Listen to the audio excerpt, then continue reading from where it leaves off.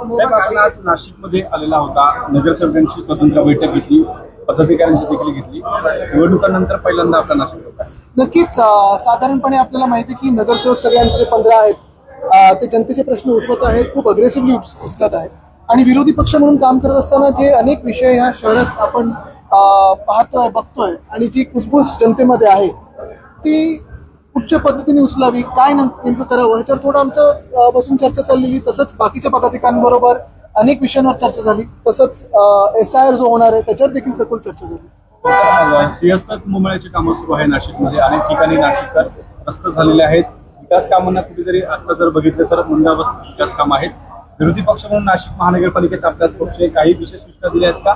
आपण स्वतः लक्ष द्या. बघा, एक महत्वाची गोष्ट म्हणजे कुंभमेळ्यासाठी कोणाचाही विरोध नाही, पण हे होत असताना एका सगळे जे कॉन्ट्रॅक्ट आहेत ते कोणाला गेलेत, कुठच्या शहरात गेलेत, कुठच्या राज्यात गेलेत, त्या सगळ्याचा नाशिकला काही फायदा आहे का हा एक प्रश्न उपस्थित होतच आणि तो नाशिकमध्ये पण देखील चर्चेला आहे. पण त्याचसोबत जिथे आता खोदकाम सुरू आहे तिकडे आपण पाहता रस्ते खोदून ठेवलेले वगैरे.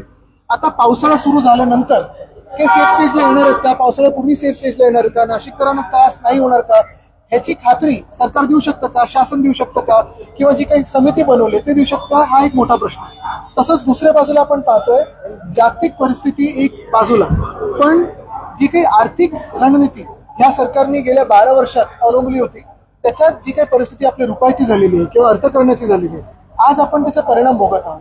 आणि सरकार हे आपल्याला आश्वासन देऊ शकतं का की ही कामं बॅलन्स ऑफ पेमेंट किंवा पेमेंट नाही होते ह्यामुळे थांबणार नाहीत. एखादा रस्ता खोदून ठेवलाय, कॉन्ट्रॅक्टरला पैसे दिले नाहीत म्हणून उद्या कॉन्ट्रॅक्टर काम सोडून जाणार तर नाही ह्याची खात्री सरकार देऊ शकतं का आत्ताच्या परिस्थितीमध्ये? कारण हे अनेक ठिकाणी होत आहे. म्हणजे मी पाहतो PWDचे अनेक कॉन्ट्रॅक्टर्सना त्यांचे कॉन्ट्रॅक्टर पैसेच नाही मिळाले. काही ठराविक लाडक्या कॉन्ट्रॅक्टरना मिळत आहे पण बाकीच्यांना मिळत नाही. साहेब, शिंदेच्या सेनेचे जे आमदार आहेत संजय गायकवाड त्यांचं एक वक्तव्य आहे, येणारे विधानसभा जे विधान आपलं येणारे जे अधिवेशन आहे विधानसभेचं यामध्ये एक मुद्दा मांडणार आहे. मुख्यमंत्र्यांकडे ते मागणी करणार आहेत की दगलबाज शिवाजी आणि शिवाजी कोण होते हे जे पुस्तक आहे त्याच्यावरती बंदी घालण्यात यावी. त्यांनी वाचलं असताना की छत्रपती शिवरायांनी गद्दारांना काय सजा दिली होती तर या घाबरट लोकांना पलटना पण 4 वेळा विचार करायला लागला असता. आणि दुसरी गोष्ट म्हणजे मला वाटतं थोडं त्यांनी जरा डोकं टाळ्यावर ठेवून आता अवतीभोवती काय चाललंय, देशात काय परिस्थिती आहे, राज्यात काय परिस्थिती आहे, बेरोजगारी किती वाढलेली आहे, किती तरुण तरुणी आज रस्त्यावर आहेत त्यांना रोजगार शोधतात पण रोजगार सापडत नाहीये. ह्याच सरकारमुळे रुपयाची काय परिस्थिती झालेली आहे, ह्याच सरकारमुळे कामगारांची काय परिस्थिती झालेली, ह्याच सरकारमुळे शहरं काय हालत आहेत, पाण्याची कमतरता जाणवतच आहे, सगळीकडे पाण्याची कट लागलेली आहे. आपण बघतोय सगळे रेस्टॉरंट्समध्ये एक तर रेस्टॉरंट बंद होत आहेत किंवा इंडक्शनवर चाललेलं आहे. अनेक MSME असे छोटे मोठे उद्योग असे आहेत जे बंद पडत चाललेले आहेत कारण ह्या सरकारने हाल असे करून ठेवलेले.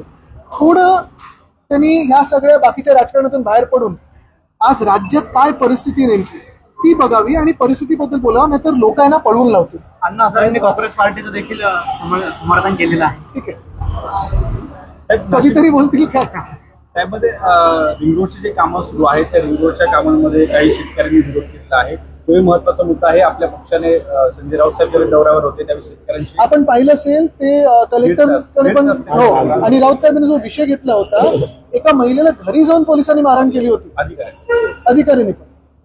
एका ठिकाणी रस्ता रिंग रोड देखील होतो आणि त्या ठिकाणी चेन्नई सुरत एक्सप्रेस वे देखील होतो. एकाच गटातून अधिक शेतकरी बाधित होत आहे. त्यामध्ये दोन्ही रस्ते एकाच शेतकऱ्याच्या शेतातून जात आहे आणि दोन्ही शेतकरी त्यावर बाधित होत आहे. बघा, तुम्हाला सांगू का, साधारणपणे कधी शेतकरी कुठच्याही चांगल्या कामाला अडकणी करत नाही. कधी शेतकरी चांगल्या कामाच्या विरोधात. गुजरातमध्ये पाण्याची कमतरता आहे, उत्तर प्रदेशमध्ये लाईट जात आहेत, महाराष्ट्रात तसे $5 ट्रिलियन आणि महाराष्ट्राला $1 ट्रिलियन इकॉनॉमी. मुख्यमंत्री अजून बोलतात की आपण सिंगापूरच्या पुढे जाऊ, कसं बाईकवरनं की सायकलवरनं. म्हणजे $1 ट्रिलियन तुम्ही एका बाजूला गोष्ट करताय, दुसऱ्या बाजूला आज राज्याचे काय हाल झाले ते आपण बघतोय. दिल्ली दौऱ्यावरती गेलेले आहेत, अमित शहाची भेट घेत आहेत, तिथून तरी गावलं जातील. एका महिन्याने मंडप पक्षात आहे की नाही इथून सुरुवात पण ती आली कशी ते ठीक आहे. आता ती अंतर्गत जी चर्चा झाली आम्ही त्याची पुढे चौकशी करू. प्रवीण दरेकरांनी पक्षाची काय भूमिका आहे? पक्षाची भूमिका उद्धव साहेब लवकरच सांगतील आपल्याला. काल परवाकडे बैठका झालेल्या आहेत आणि जी अधिकृत भूमिका असेल ती व्यक्त होईलच. प्रवीण दरेकरांनी आपल्या नाशिक दौऱ्यावर टीका केलेली आहे. याआधी जर दौरा केला असता तर जास्तीचे आमदार निवडून दिले असते असं प्रवीण दरेकर म्हणतात. चांगलं, मी बाहेरच्या 5 देशांचा तर दौरा केला नाही. त्यांनी त्या दौऱ्यावर टीका करायची ते त्यांना संधी मिळणार नाही म्हणून माझ्या दौऱ्यावर टीका करतात. करू दे, थोडं तरी व्यक्त होता येतं, त्यांना बरं वाटेल. साहेब, आपण महापालिका निवडणुकांनंतर आज शिवतीर्थावर गेला होता. महापालिका निवडणुकांनंतर शिवतीर्थावरती गेला होता, तिथे भेट घेतली आपण. हो, मध्यंतरी पण भेटी झाली आमच्या. आज अमितचा वाढदिवस आहे, त्याला शुभेच्छा द्यायला गेलो होतो. राहुल गांधी मराठी पूर्ण होतं, मग हिंदी करू. साहेब, खरं तर राज्यामध्ये पेट्रोलची टंचाई निर्माण होताना आज पण येताना मी पाहिलं पेट्रोल पंप सगळे बंद होते. गिरीश महाजन जर बघितलं तर सरकार जे आहे ते म्हणतंय की आपल्याकडे मुबलक साठा आहे पेट्रोल डिझेलचा, मात्र मग अशी टंचाई का निर्माण होते? पण मग ठेवलाय कुठे तुम्ही? एक तर तुम्ही ब्लॅक मार्केटिंग करताय स्वतः सरकार म्हणून, त्यात जनतेचे हाल तुम्हाला पाहायला आवडतं. गिरीश महाजन आज आपण पाहतोय अनेक ठिकाणी, काल परवाकडे देखील मला वाटतं अंबादास दानवेजींनी ट्विट केलं होतं तो व्हिडिओ, मीडियाच्याच माध्यमातून आला तर मोठ्याच्या मोठ्या रांगा आहे, कुठे भांडणं होत आहेत, कुठे वाद होत आहेत. आणि ही परिस्थिती जी आहे ना, हे सगळे बाकीचं सगळं राजकारण करण्यापेक्षा आज महाराष्ट्रात आणि देशात काय हाल झालेले आहेत जनतेचे, त्याच्यावर चर्चा करायला या विधानसभेत हा वेळ आपण वापरला पाहिजे. गिरीश महाजन म्हणतात की कुठेतरी साठेबाजी सुरू आहे पेट्रोल डिझेल मध्ये. या ज्या कॅन आहेत कॅनमध्ये पेट्रोल हे डिझेल सरकारमध्ये असून जर तुम्हाला माहिती नसेल कुठे होत आहे, तर मग तुम्ही बसून काय उपयोग आहे? युवक मोठ्या प्रमाणावर सरकारच्या विरोधामध्ये आहे. जे आपल्याला कॉक्रोच जी जनता पार्टी तयार झालेली आहे त्याच्या माध्यमातून दिसत आहे. मात्र विरोधी पक्ष जे आहेत याला कसं तुम्ही हे करणार? बघा, तुम्हाला सांगू का, एक महत्वाची गोष्ट म्हणजे कॉक्रोच जनता पार्टी, आता ह्याला पार्टीचं रूप येईल की नाही, कोण चेहरा आहे की नाही, कोण चालवतंय काय चालवतंय, हा एक वेगळा विषय झाला.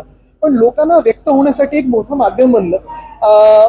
महत्वाची गोष्ट हीच, जसं आमच्या सगळ्या नेत्यांच्या मागे हे लागतात, तसं ह्या कॉक्रोच जनता पार्टीच्या पण मागे एका कॉक्रोच जनता पार्टीच्या नावाच्या सोशल मीडिया पेजला भाजपच्या सरकारला बॅन करा असं वाटलं. म्हणजे विचार करा भीती किती आहे आणि लोकांमध्ये आक्रोश किती. यामध्ये ते भीती सरकारमध्ये आणि आक्रोश लोकांमध्ये. यामध्ये ते असं पण म्हणतात की हे जे फॉलोअर्स आहे यातले काही पाकिस्तानचे देखील आहेत. सगळं जे कोणी यांच्या विरोधात बोलतात ते पाकिस्तान बद्दल, पण RSS मध्ये बोलत होती पाकिस्तान बरोबर चर्चा करायला पाहिजे, त्याच्याबद्दल काय? जे BCCI जाऊन पाकिस्तान बरोबर क्रिकेट खेळतं त्याच्याबद्दल काय? सेमीफायनल बरोबर तुम्ही रविवारी घडवून आणता त्याच्याबद्दल काय? पाकिस्तान बरोबरची BCCI ची चौकशी नाही करणार तुम्ही? ICC ची चौकशी नाही करणार तुम्ही? वाशिम महापालिकेत आपले 8 नगरसेवक भाजपच्या वाटेवर असतात. मी पुन्हा एकदा सांगतो, कोण कोणाच्या वाटेवर, त्यापेक्षा भाजपनी ह्या राज्याची आणि देशाची वाट लावली ना, त्याच्याबद्दल चर्चा करूया.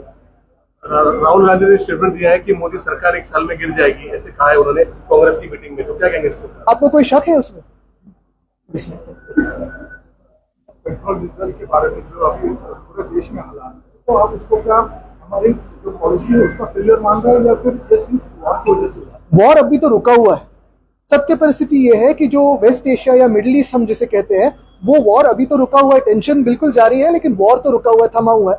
इसी परिस्थिति में अगर आप देखिए तो हमारी करेंसी रुपया, ये एशिया की सबसे वर्स्ट परफॉर्मिंग करेंसी है. और सत्य परिस्थिति ये भी है कि पिछले साल के बाद पाकिस्तान के रुपए के खिलाफ भी अपनी जो करेंसी है वो 12% से घटी हुई है. तो बात यही है कि ये सिर्फ एक वॉर के कारण से नहीं है. आज रुपए घटते जा रहा है, पेट्रोल हो डीजल हो इसके दाम बढ़ते जा रहे हैं, LPG का शॉर्टेज हम देख रहे हैं, और ये सारी बातें सिर्फ एक वॉर के कारण नहीं है. पिछले 12 साल से एक ऐसी सरकार हमारे माथे पे बैठी है जिसको सरकार नहीं चलाना आती, सोशल मीडिया चलाना आता है.